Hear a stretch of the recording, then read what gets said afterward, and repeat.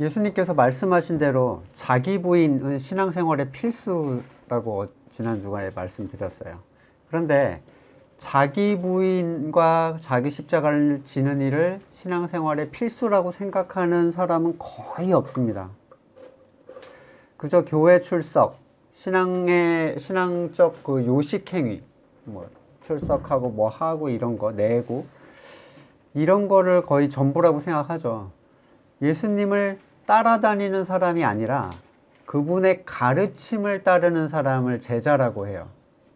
쫄쫄 따라다니는 사람은 제자가 아니에요. 그냥 호기심, 군중, 뭐 그렇게 생각할 수 있죠.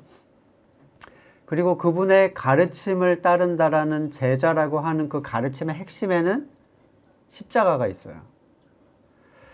참 제자들에게 필수적인 것은 교회 일에 대한 인간적인 열정이나 헌신 또는 꾸준한 예배 출석이 아닙니다. 또는 성경 읽기나 기도 시간을 늘리거나 잦은 금식으로 자기의 신앙적 행위를 채우는 것도 아니에요.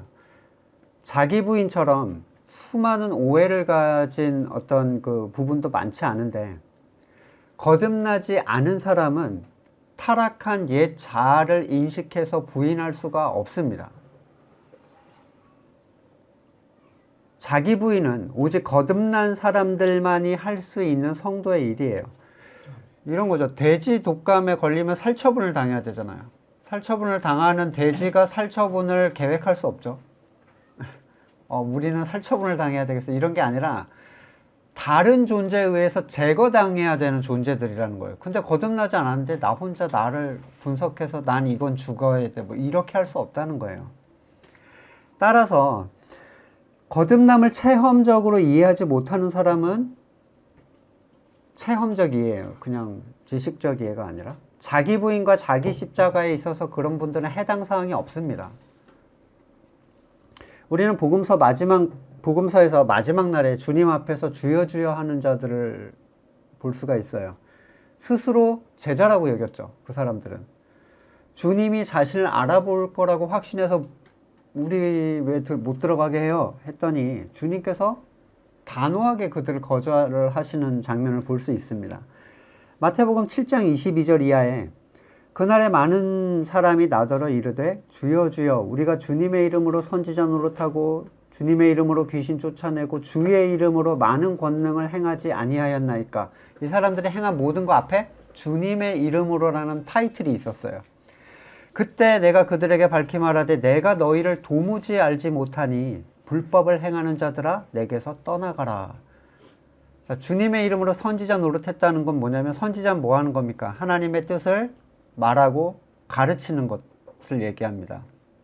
뿐만 아니라 귀신을 쫓아내며 많은 권능, 병을 고침을 행했다는 분명한 외적인 사실에 대해서 예수님의 평가는 불법을 행하는 자들이라는 너무 싸늘한 평가였어요.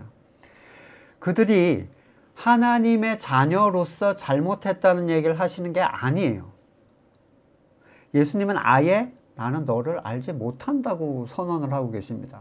너 누군데 그러는 거야? 이러시는 거죠. 도무지 알지 못한다. 아무리 생각해 보려고 해도 너 누군지 모르겠어. 본 기억이 없는데? 자, 뭔가 중요한 것이 빠진 상태에서 굉장히 몰입되고 능력 있어 보이는 신앙의 행위가 지금 여기서 의미가 있습니까? 아무 의미가 없죠. 설교, 축기, 병고침, 봉사, 헌신, 헌금 중요한 게 빠지면 아무런 의미가 없어요. 의미가 없을 뿐더러 그것을 예수님이 불법이다라고 표현하고 계심을 볼 수 있는데 이런 거예요. 입학하지 않은 학생의 출석, 집중력, 학습 능력, 리더십 이런 게 의미가 있나요? 입학을 안 했는데 네. 좋아 보이는 어떤 것을 한다고 해서 인정받을 수 있는 게 아닙니다. 누가복음에서는 더 분명하고 일반적인 상황을 말씀하십니다. 누가복음 13장 24절 이하에 좁은 문으로 들어가기를 힘쓰라. 내가 너희에게 이르노니 들어가기를 구해도 못하는 자가 많으리라. 집주인이 일어나 문을 한번 닫은 후에 너희가 밖에 서서 두드리며 열어주소서 하면 나는 너희가 어디서 온 자인지 알지 못하겠다. 그때 너희가 말하되 우리는 주 앞에서 먹고 마셨으며 또한 주는 우리를 길거리에서 가르쳤나이다. 그가 너희에게 말하여 이르기를 나는 너희가 어디에서 왔는지 알지 못하노라. 행악을 하는 모든 자들아 날 떠나라. 자, 천국 문을 닫은 다음에 문을 두드리면서 왜 내가 들어가지 못해요? 라고 쾅쾅거리고 있는데 항변을 하지만 주님은 역시 처음 보는 사람을 대하듯이 반응하세요. 왜 이 사람들이 자기가 들어가야 된다고 주장합니까? 우리는 주 앞에서 먹고 마셨으며 또한 주님이 우리를 길거리에서 가르치셨다. 먹고 마셨다는 표현은 그들이 늘 주님과 동행했다는 얘기예요. 다른 의미로는 성찬에 참여한 바 된 자라는 의미로도 이해를 할 수가 있습니다. 교회에 적을 둔 세례교인들이라고 이해할 수도 있는 거예요. 뿐만 아니라 그들은 주님 앞에서 주님을 앞에 두고 설교의 자리에서 성경 공부에 참여를 했던 사람들이에요. 가르침을 받았던 사람들. 근데 주님은 이 사람들이 어디서 왔는지 난 너네 몰라 라고 하신다는 거죠. 그들이 하나님으로부터 왔다면 분명히 아셨을 거예요. 그러니까 너네는 하나님으로부터 온 존재가 아니야 이 얘기입니다. 예수님이 나는 너네가 어디로부터 왔는지 모르겠다라는 건. 그리고 그들은 무엇을 하든지 행악할 수밖에 없어요. 그러니까 하나님으로부터 오지 않은 존재가 의에 속한 행동을 절대로 할 수 없는 것처럼 다른 곳에서 온 존재가 하는 모든 행위는 하나님께 악한 것으로 보일 뿐이죠. 이 본문의 앞에 24절에서 뭘 얘기하면서 나는 너네를 모르겠다고 부인하십니까? 좁은 문으로 들어가지 않은 사람들이라는 거예요. 이 사람들은. 그걸 힘써라. 좁은 문에 들어가지 않는 그 행동이 제외된 상태에서 하는 모든 신앙의 행위로 이 사람들은 자기의 구원을 확신하려고 했습니다. 좁은 문이 없다면 그 행위는 무의미한 행위입니다. 마태복음 7장 13절 좁은 문으로 들어가라. 멸망으로 인도하는 문은 크고 길이 넓어서 그리로 들어가는 자가 많고 생명으로 인도하는 문은 좁고 길이 협착하여 찾는 자가 적다. 앞에 누가복음 13장 24절에서도 들어가길 힘쓰라 라고 얘기하죠. 이 길이 너무 좁아서 심지어 그 길을 찾아도 들어가려고 해도 못하는 사람이 진짜 많을 거다. 자, 신앙에 대해서 행위적 요청, 행위에 대한 의지적 요청을 하는 경우가 거의 없는데 들어가라. 거기로 들어가길 힘쓰라. 예수님이 이렇게 얘기하시는 경우가 참 이례적이에요. 그 열정의 집중에 대해서 말씀하시는데 자, 좁은 길을 말하면서 자기 부인을 언급하는 사람들이 간혹 있습니다. 거의 그러니까 좁은 길을 뭐 이렇게 언급하지 않는데 근데 그들 대부분이 추구하는 자기 부인의 정체가 굉장히 궤변스러워요. 앞뒤가 안 맞아요. 두 가지 부류가 있는데 첫 번째로 많은 이들이 소위 교회 일에 열심을 내는 것으로 자기 부인을 몰아갑니다. 하기 싫은데 해야 되잖아요. 하기 싫은데 해야 되잖아요. 그러니까 날 부인해야 되잖아. 나는 이걸 하기 쉽지 않아. 근데 해야 돼. 그래서 이걸 자기 부인이라고 생각해요. 어떤 의미에서는 자기 부인처럼 보이죠. 그러나 이런 해석은 주님 앞에서 먹고 마셨으며 주님께 배우고 주님의 이름으로 이런저런 일들을 했던 사람들에게 행악하는 자라고 얘기하신 것을 완전히 무시하는 행동이에요. 그 행위를 촉구하신 게 아니란 말이에요, 예수님은. 그러한 해석은 단지 자기들이 만들어 놓은 교회를 자기들의 뜻대로 돌리기 위해서 성경을 왜곡하는 겁니다. 사람이 만든 교회에는 교회 일을 군소리 없이 기쁨으로 열심히 하는 사람들에게 엄지척을 해주죠. 아, 좋은 성도다. 그들의 신앙을 좋다고 얘기하고 예배에 빠지지 않고 꾸준히 헌금하고 사람들을 많이 데려오는 존재들을 신앙이 좋다고 칭찬을 합니다. 마지막 날에 이렇게 얘기할 수 있겠어요? 주님, 세례를 받은 이후 저는 한 번도 예배에 빠져본 적이 없고 새벽 기도도 나가고 11조와 각종 절기 헌금을 했으며 많은 교회 일을 맡아서 주방 봉사, 교사, 성가대로 몇 년 근속을 했고 성경 공부를 지도했었고 심지어 제가 기도해서 병이 고쳐진 적도 있습니다. 들여보내 주십시오. 쾅쾅쾅쾅. 예, 그는 정체를 알 수 없는 존재가 행악을 하는 그 일을 했을 뿐이에요. 예수님은 그런 걸로 판단하시지 않는다는 겁니다. 자기 부인에 대하여 오해하는 두 번째는 뭐냐면, 앞에서는 뭘 했죠? 하기 싫은 걸 했잖아요. 두 번째 부류는 자신이 화를 잘 내거나 게으르거나 음욕이 생기거나 남 얘기를 많이 하거나 내가 싫어하는 모습, 자기가 생각하는 악을 제어하는 걸 자기 부인이라고 생각하는 사람도 있어요. 첫 번째 사람이 싫어하는 것을 하는 부류였다면 이 사람들은 좋아하는 것을 멈춘다는 의미에서 자기 부인이라고 생각을 합니다. 하지만 그들이 제어하는 것은 자기가 싫어하는 자기의 모습일 뿐이에요. 그들은 결코 자기의 선을 부정하지 않습니다. 세상 사람도 다 그렇지 않은가요? 자기가 싫어하는 자기의 모습을 바꾸고자 할 뿐이에요. 자기 제어가 된다면 그들의 교만은 하늘을 찌릅니다. 그의 절제 행위라는 것이 자기가 쌓아놓은 교만의 탑임에도 불구하고 그것으로 위안을 삼고 그것으로 천국을 확신하려고 해요. 이것에 실패한 사람은 어떻게 됩니까? 절망의 늪에 빠지죠. 그래서 구원의 확신을 갖지 못하고 두려움과 절망 속에서 허우적거립니다. 하지만 이 첫 번째 사람과 두 번째 사람은 똑같은 부류의 사람이에요. 겉과 속이 다른 행동을 추구할 뿐이에요. 하기 싫은 것을 하고 싶은 것을 안 하고, 그렇죠? 근데 둘 다 뭐예요? 겉과 속이 다른 거예요. 예수님께서 회칠한 무덤, 독사의 자식이라고 퍼부었던 그 존재들이 누굽니까? 겉과 속이 다른 바리새인들이었어요.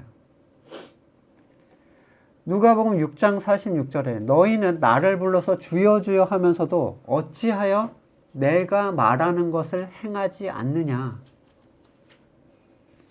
이렇게 해도, 이런 행동을 해도 주님께서 말하는 것을 행하지 않았다면 도대체 주님께서 뭘 하라고 하셨는가?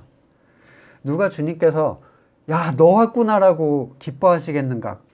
바로 자기를 부인하고 자기 십자가를 진 사람들입니다.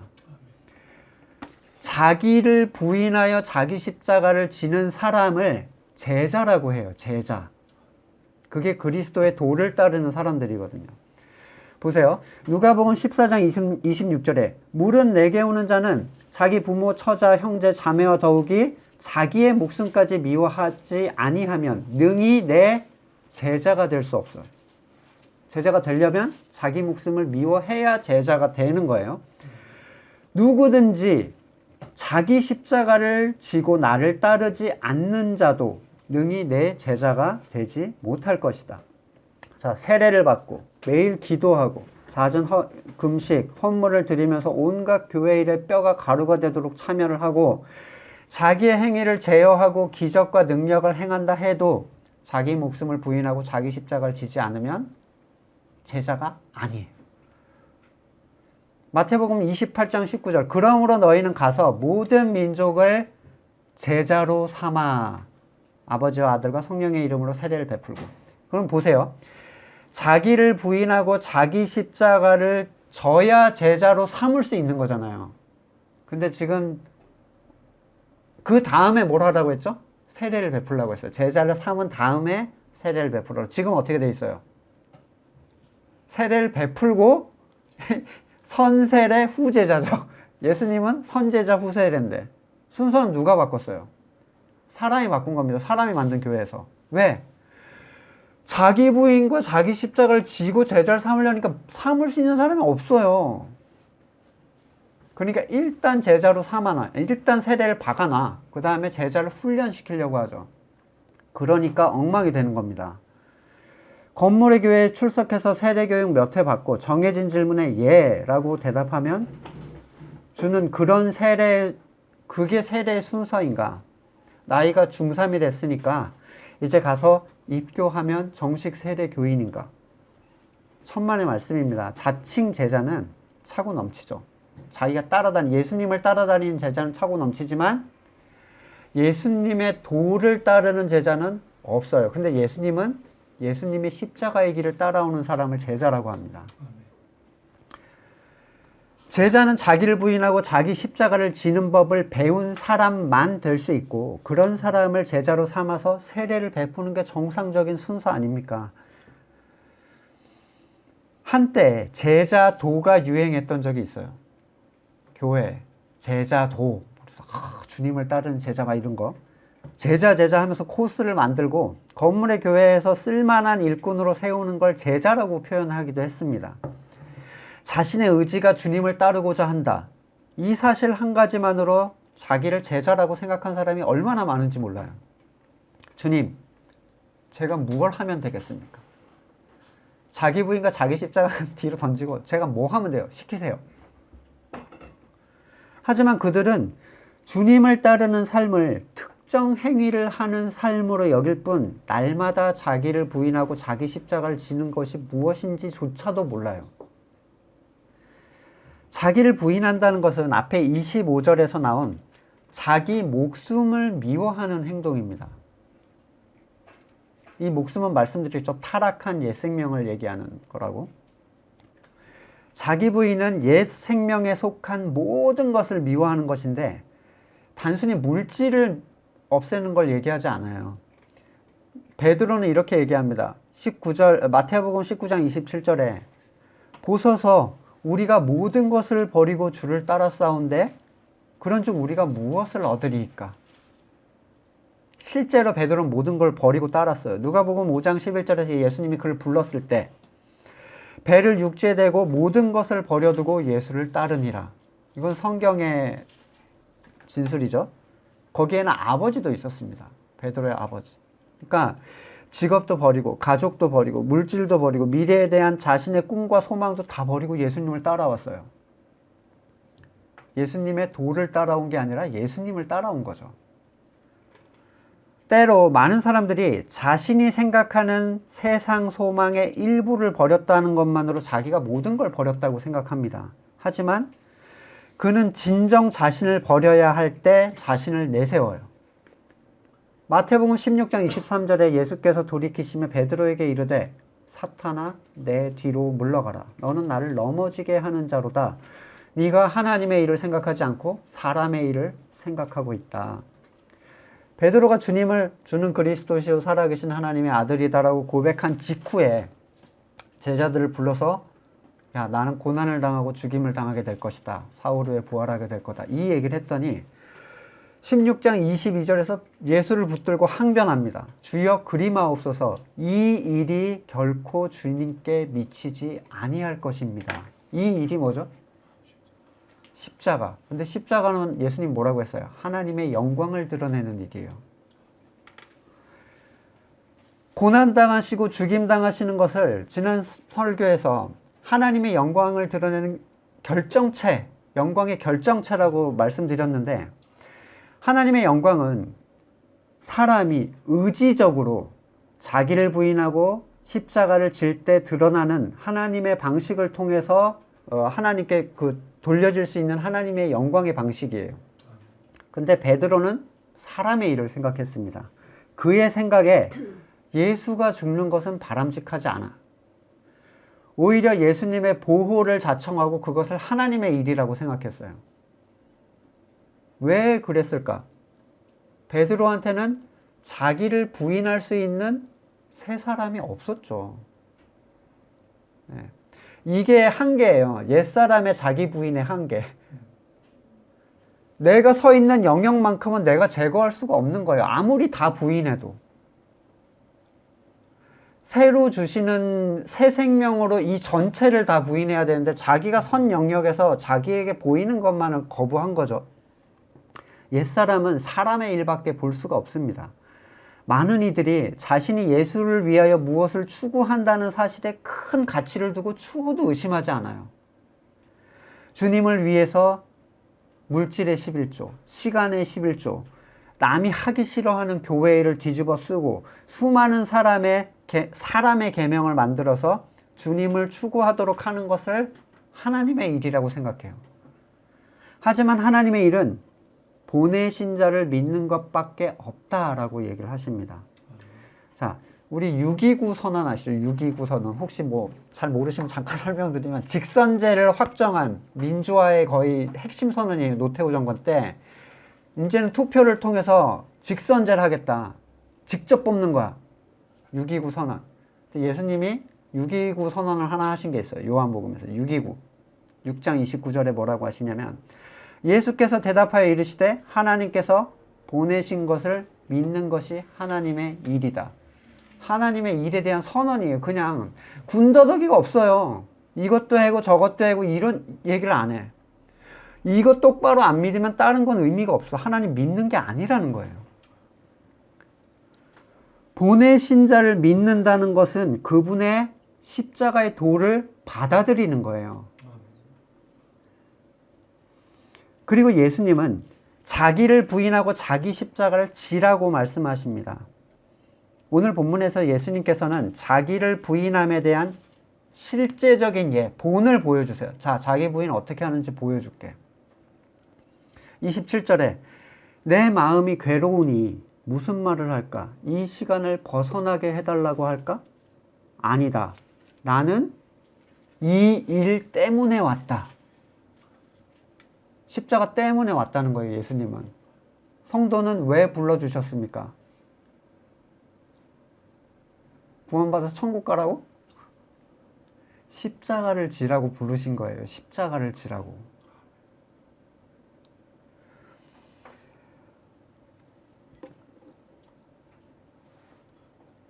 자기가 없는 사람은 없죠. 자기가 없으면 사람이 아니에요. 사람의 근본은 자기.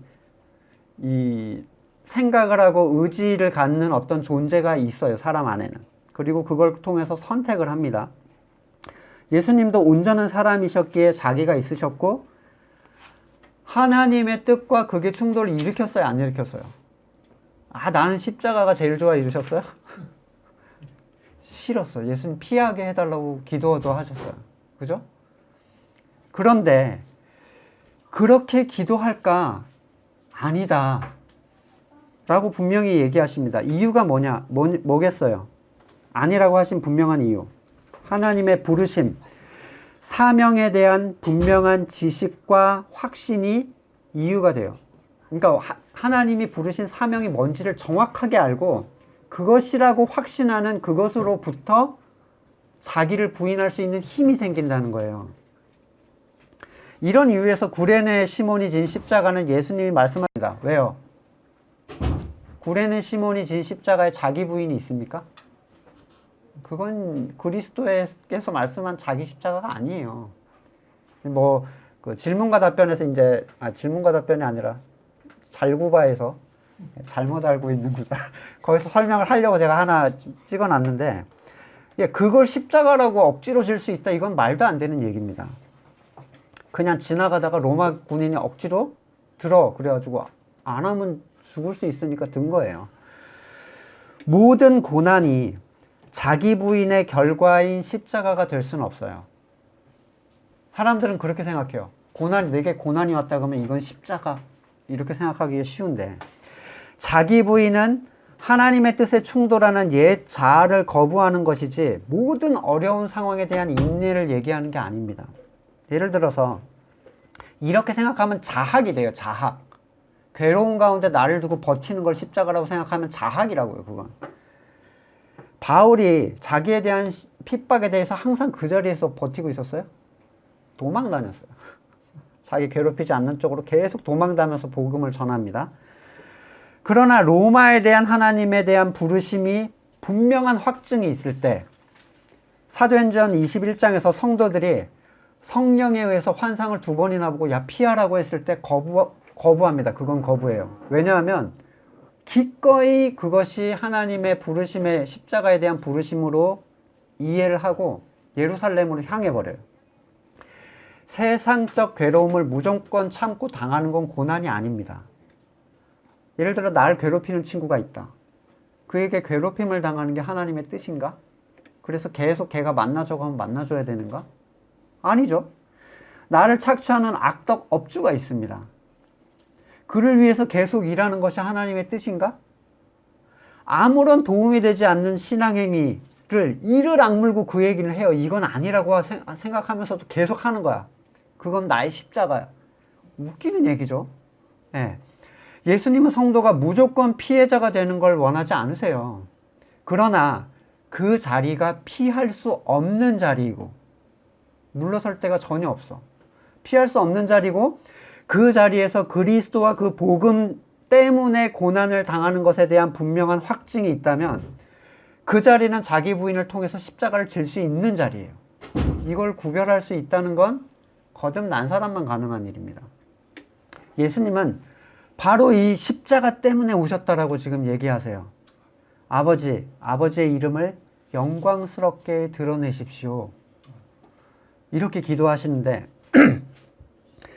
지난번에 설교에 말씀드렸듯이 자기를 부인하고 자기 십자가를 지는 것, 예수님께 있어서는 십자가 사건이 하나님께 영광을 드러내는 핵심이었습니다. 자기 부인은 하나님의 뜻에 반하는 어떤 것을 거부하고 혐오하는 것이고, 더 구체적으로는 하나님의 영광을 위하여 십자가를 지는 일을 반대하는 모든 것을 거부하는 거예요. 십자가를 반대하는 모든 것을 거부하는. 왜냐하면 십자가를 통해서 영광 받으신데 이걸 지지 않게만 하면 되거든요, 사탄은. 이 십자가를 지는 사건만이 하나님을 영광되게 합니다. 따라서 자기의 영광을 위한 생각은 반드시 부인돼야 돼요.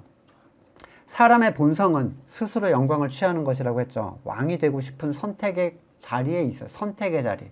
그러니까 거듭나지 않은 사람은 그걸 선택할 수 있는 자리에 있지 못해요. 근데 거듭난 사람은 선택할 수 있는 자리에 놓이는 거예요, 다시. 그것은 부자가 된다든지 대단한 직책에 올라간다든지 하는 것을 뜻하는 게 아니에요. 사람이 영광을 취하는 방식은 무궁무진합니다. 예를 들어 어떤 이는 가난을 통해서 영광을 취할 수 있어요. 희생을 통해서 영광을 취하기도 합니다.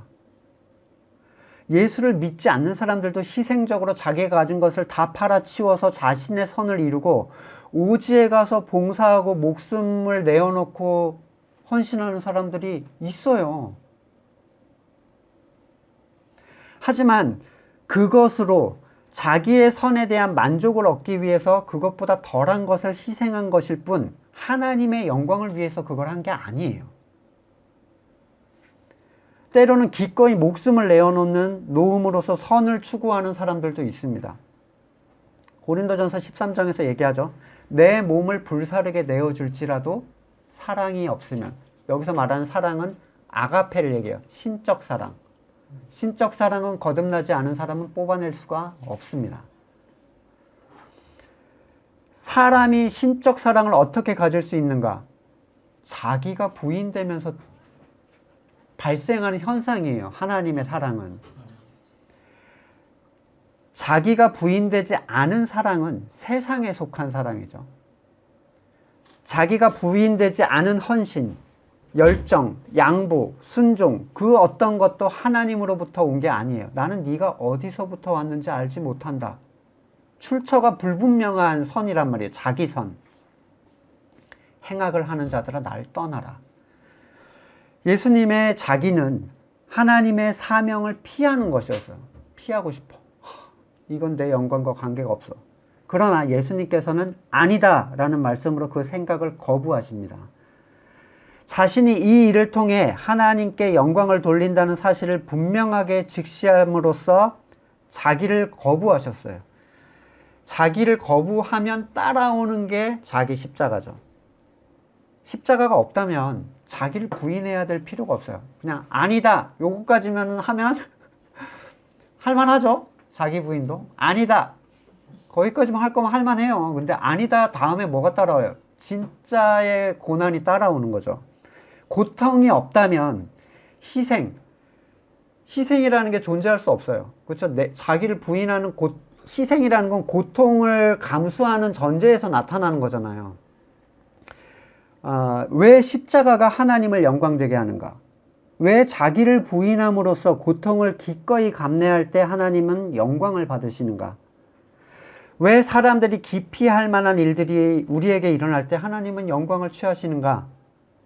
왜 이것이 모든 성도의 제자도가 되어야 하는가? 하나님의 뜻이 세상에서 우리에게 유익을 준다면 누구도 거부할 이유가 없습니다. 하나님을 자기를 부인함으로써 성공하고 내가 얻고 싶은 걸 갖고 이러면은 이유가 없어요. 거부해야 될 이유가. 그냥 순종하면 부자 되고 순종하면 합격하고 순종하면 병 낫고 하는 거 아닙니까? 세상에 속한 것에 완전한 절망을 하나님의 영광을 위해서 선택할 때, 예? 참된 가치를 위해서 이쪽의 절망을 내가 선택하는 거예요. 이쪽의 가치를 위해서. 그는 영광받는 자리에서 사라지죠. 나는 사라져요. 이쪽을 선택하면. 그러면 하나님이 주신 그 영광이 하나님께 돌려져요. 받는 사람이 없기 때문에. 영광을 돌린다는 표현을 지난주에 설명드렸어요. 영광은 돌리는 거예요. 하나님으로부터 오는 것을 다시 하나님께 돌리는 거예요. 근데 내가 남아있으면 내가 누리는 거죠. 영광을.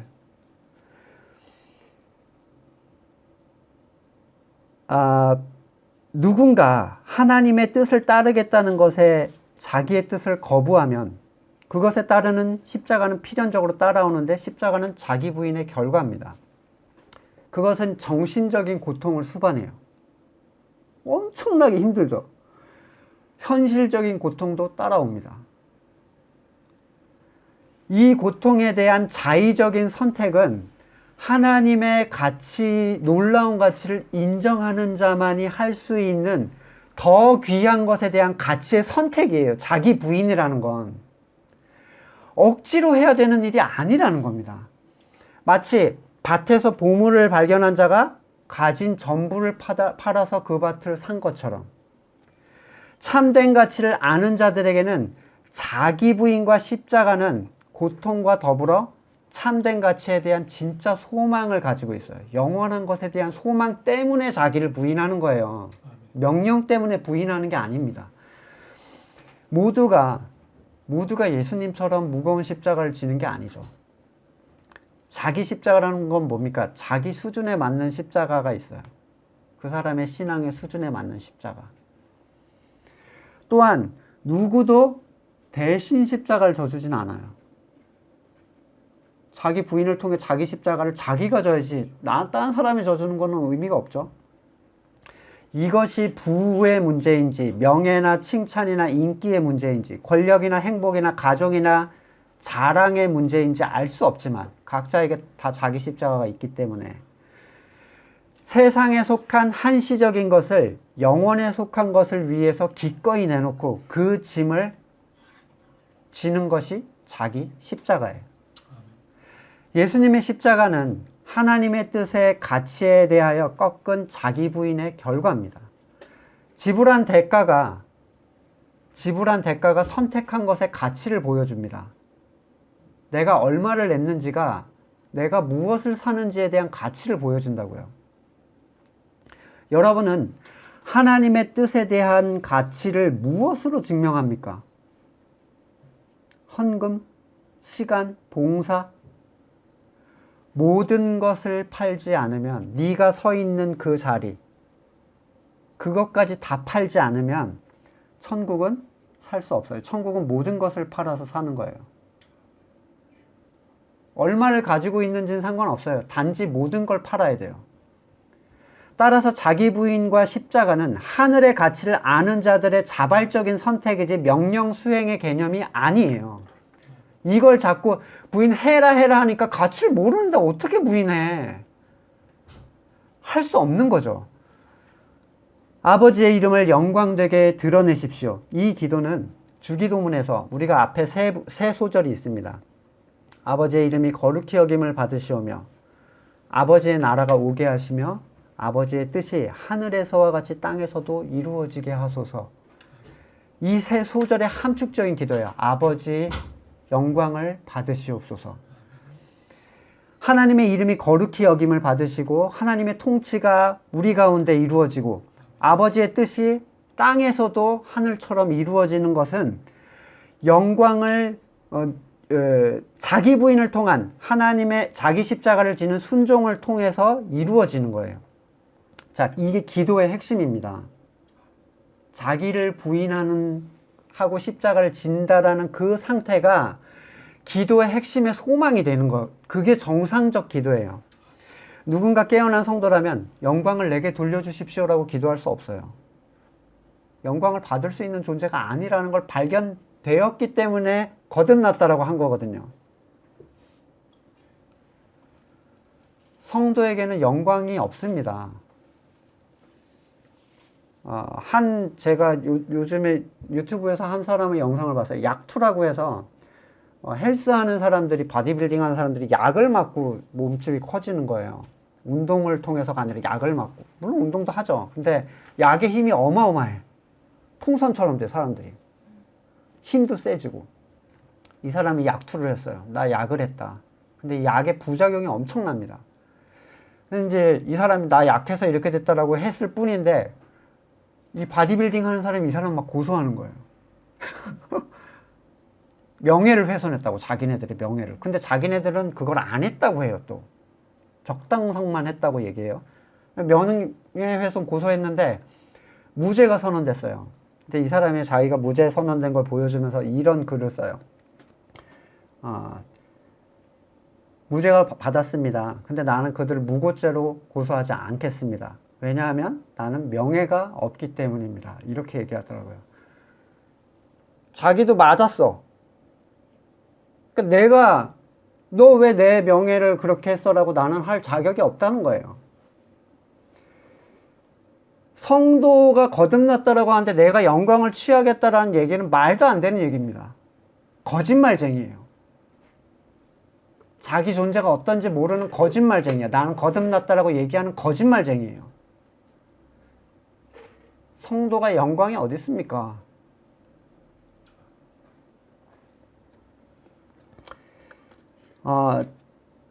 일용할 양식, 이제 뒤에 나오는데 이제 주기도문을 땅의 영광을 얻게 해달라는 쪽으로 바꾸려는 존재들이 있습니다. 그래서 일용할 양식은 사람의 모든 필요를 얘기한다. 그러니까 네가 원하는 걸 하나님께 구해라 이렇게 얘기하는데, 이제 물타기를 하는 거죠. 본질을 구하라는 것에 물타기를 하는 거예요. 그 앞뒤에 분명히 너희의 세상적 필요를 하나님이 이미 알고 계시다라고 했더니 어떤 목사님이 이러더라고요. 알고 있다고 했지 구하지 말라고 하지 않았다. 와. 그의 나라와 의를 구하면 나머지 더해준다고 했잖아요. 중언부언 하지 말라고 했잖아요. 너희 필요 안, 근데 아니래. 왜 그렇죠? 이게 무슨 의미인지 아시겠어요? 절대로 그걸 포기하고 싶지 않은 거예요. 내가 받는 영광을. 그걸 맡겨놓으면 하나님은 지혜 없이 행할 것이고 분명히 내 뜻대로 해주지 않을 거야. 그러니까 구해. 자기 선의 성취는 거듭나지 않은 사람한테는 절대로 포기할 수 없는 자기의 전부예요. 하나님께서는 예수님의 기도에 이미 그렇게 했고 앞으로도 그렇게 할 것이다. 대답해 주세요. 이것을 모든 사람이 듣게 하셨다는 것은 예수님의 고백과 그에 대한 하나님의 승인을 누구도 바꿔치지 못하게 박아놓은 거예요. 직인을 찍어준 거죠. 이걸 들려준 건 너희를 위한 거야 라고 하시죠. 그냥 혼자 기도하시면 되는데 이렇게 공적으로 막 하늘에서 응답이 오고 가는 건 뭐냐면 위조하지 못하도록 찍어 놓으신 거예요. 그리고 앞으로도 라는 의미는 주님의 십자가, 앞으로도 영광되게 할 것이다. 이 얘기는 뭐냐면 주님의 십자가 사건을 넘어서 그리스도의 십자가로 살아난 모든 성도에게 적용되는 하나님께 영광을 돌리는 방식에 대한 직인이에요. 나한테 영광을 돌리려면 십자가 방식을 써야 돼 라는 하나님의 직인이라고요. 하나님께 영광을 돌리는 방식에 대한 하나님의 승인, 이것은 누구도 사람의 프로그램이나 세상적 성공이나 영광의 박수 따위로 대체할 수 없는 분명한 선언입니다. 십자가 이외에 그 무엇으로도 하나님께 영광을 돌릴 수 없습니다. 이런 그리스도의 요청, 그리고 하나님의 하늘의 확증 속에서 어떤 다른 방식이 하나님께 영광을 돌린다고 얘기할 수 있겠어요? 성도에게는 자기와 충돌되는 십자가가 다가올 때 우리는 이렇게 기도해야 됩니다. 아버지, 제가 이때를 위하여 부르심을 받았습니다.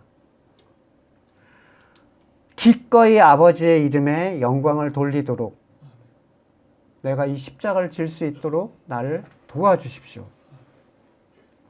자기를 부인하는 건 여러분 마인드 컨트롤의 문제가 아니에요. 날 부인해야지, 날 부인해야지 해봤자 소용없죠.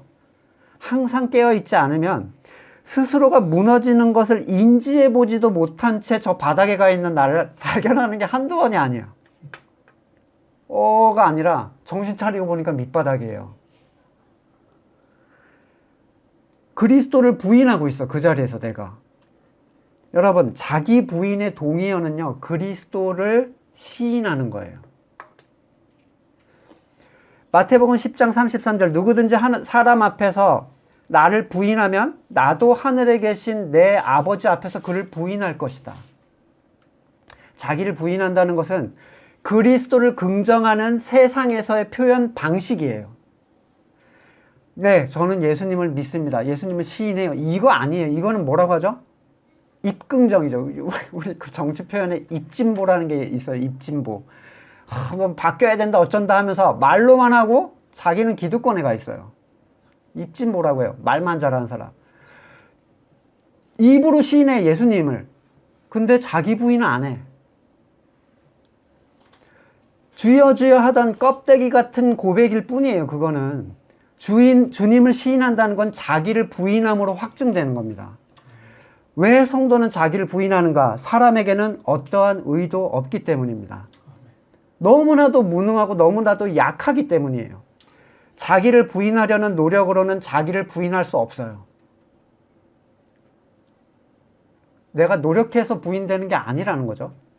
오히려 자신이 무능함을 말씀 속에서 날마다 새롭게 발견할 때, 그리고 하늘의 놀라운 가치가 말씀 안에서 날마다 새롭게 발견될 때, 아, 내가 이런 존재고 하늘의 것은 이런 것이구나.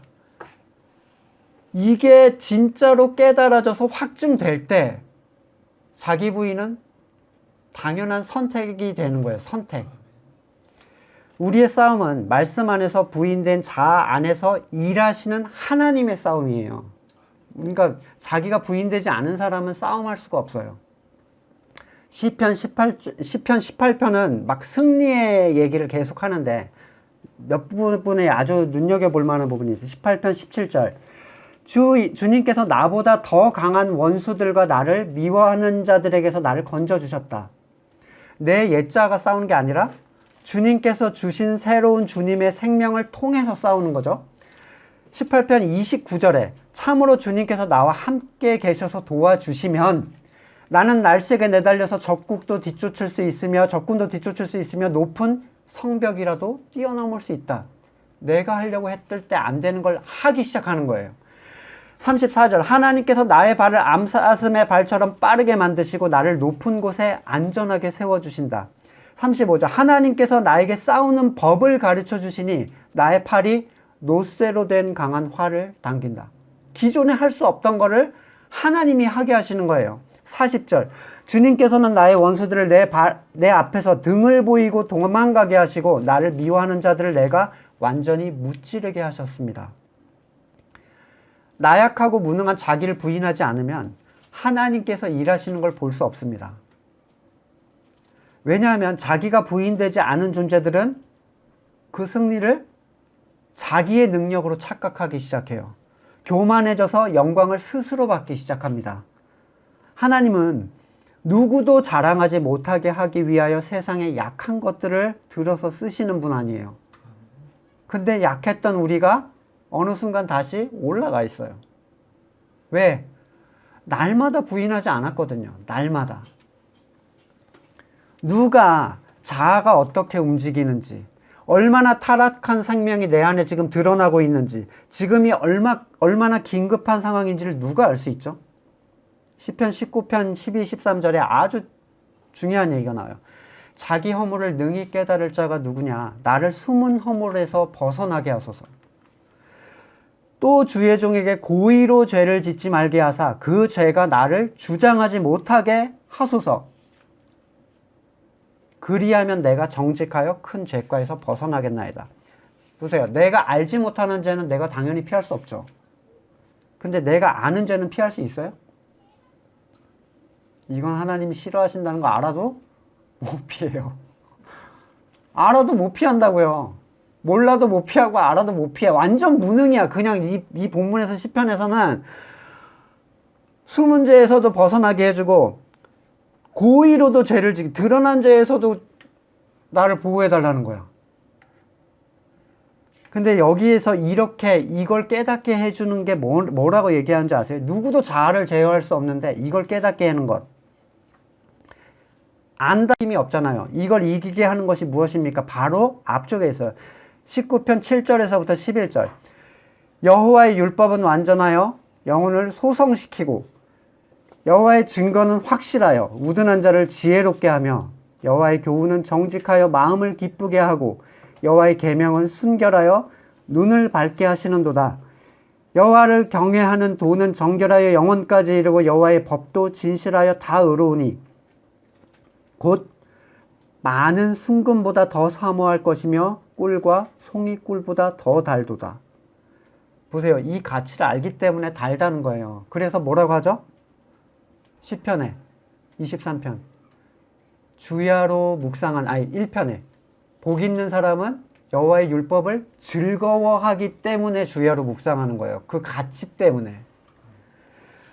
11절 또 주의 종이 이것으로 경고를 받고 이것으로 지킴으로 상이 크니이다. 죄를 깨달을 자가 누구냐? 그러면서 뒤에 나오는 거예요. 숨은 죄를 드러내고 아는 죄를 막게 하는 힘이 어디서부터 나오는가? 말씀으로부터 나온다는 거예요. 말씀을 묵상하지 않는 자가 어떻게 깨달아 알고 어떻게 이 죄를 제어할 수가 있습니까? 말씀을 정리해 보겠습니다. 내가 영광받고자 하는 내 선에 대한 모든 추구는 옛 생명에 있어요. 우리는 그것을 말씀 안에서 발견하고 그 생명에 속한 모든 것을 혐오하고 미워하여 부정해서 그리스도를 긍정해야 됩니다. 그게 그리스도를 긍정하는 거예요. 그 뒤에는 필연적으로 십자가가 따라오는데 세상에 속한 생명에게는 십자가는 사형 선고지만 하나님께 속한 눈으로 볼 때 그것은 하나님께 들어가는 영광의 문이고 우리는 이 십자가를 지는 삶을 위해서 부르심을 받은 성도들이에요. 이걸 위해서. 참된 성도의 모든 열정과 힘은 자기를 부인하고 하나님을 의지함으로써 자기 십자가를 지는 것을 향해야 됩니다. 그런데 이 모든 것을 하나님의 말씀이 우리에게 깨닫게 하고 행하게 해줘요. 디모데후서 3장 15절 또 어려서부터 성경을 알았나니 성경은 능히 아슬아슬하게가 아니에요. 능히 너희로 하여금 예수 안에 있는 믿음으로 말미암아 구원에 이르는 지혜가 있게 하느니라. 말씀이 우리를 지혜 있게 하고 우리의 자아를 드러내고 그것을 혐오하게 하게 하고 그것을 부인하도록 도우며 기꺼이 십자가를 지게 하고 능히 감당할 수 있게 해주는 건 말씀이에요. 말씀이 없는 성도는 아무것도 없는 성도입니다. 그리스도를 의지함은 말씀을 의지하는 거예요. 말씀이 육신이 되어서 오신 그리스도는 멀리 계시는 상상 속의 존재가 아니라 성경에서 지금 우리에게 말씀하시며 지금 우리에게 힘을 주시는 분입니다. 거듭난 모든 자들은 매일같이 매 순간 말씀을 먹어야 돼요.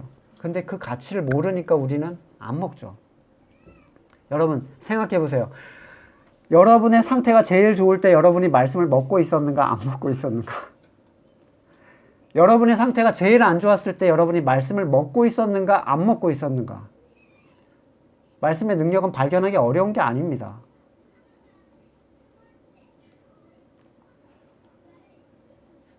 말씀을 먹어야 하나가 됩니다.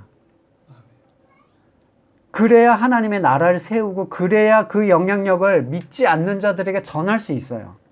자기 부인은 성도가 행해야 할 특정 항목이 아니라 살아있는 말씀을 먹는 자들에게 일어나는 생명력과 성장의 현상이에요.